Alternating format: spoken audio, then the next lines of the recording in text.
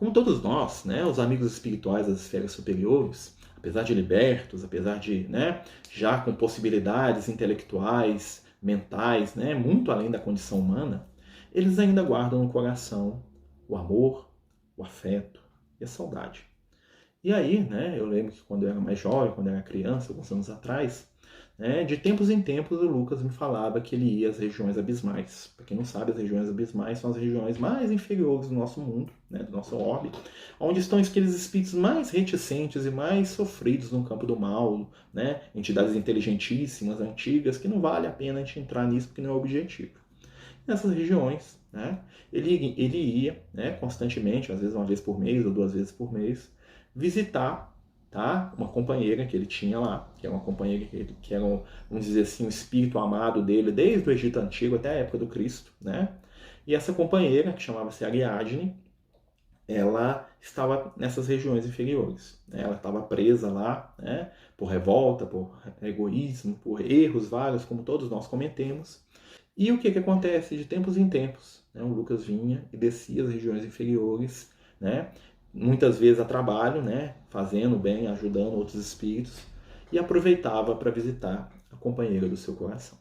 Né, aquele espírito lá que em determinado momento da caminhada dele, lá no passado remoto, virou para ele e pediu para ele escolher entre ela e Jesus, né? A companheira que era uma sacerdotisa do templo de Afrodite, que era a deusa do amor, né? Da sexualidade, daquela coisa toda, né? E o nosso amigo Lucas teve que escolher entre ela e Jesus, né? Ele escolheu Jesus, mas permaneceu amando a companheira.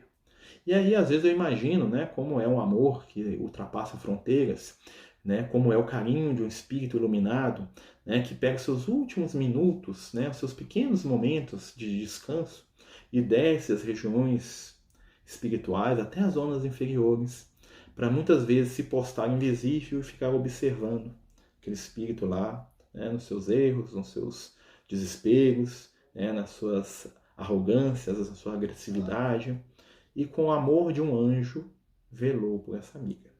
Né? O final da história é feliz. Né? Há pouco tempo atrás ele conseguiu retirar ela dessa região e levou ela para um posto de socorro aqui mais próximo do plano físico, né? Onde ele cuida dela até hoje, apesar dela não reconhecer, dado o estado dela de desequilíbrio, mas ele já está trabalhando pela reencarnação dessa companheira, que é uma coisa assim, né, que só o amor pode entender. E quando a gente fala disso, né, a gente está falando de local, de vivência, uma coisa que eu acho muito interessante é que os espíritos amam. Né? Com toda a evolução, com todo o amor espiritual do Lucas, eu já vi ele chorando por causa dela algumas vezes. Eu já vi ele suspirando profundamente naquele peito grego, né? Aquela aparência magnífica que ele tem assim de, né? E quando ele fala dela, né, ele falava com tristeza, mas com esperança. Né? A esperança que só os espíritos que contemplaram o amor de Jesus podem ter. Né? E durante quase 2000 anos ele trabalhou. Né? Ele reencarnava ela sem ela saber, né? Fazia com que ela tinha determinada experiência, ajudava, ela caía, ela errava, e ele estava lá em silêncio. E aí, há pouco tempo atrás, ele conseguiu resgatar esse amor, né? Levá-lo para uma esfera mais equilibrada.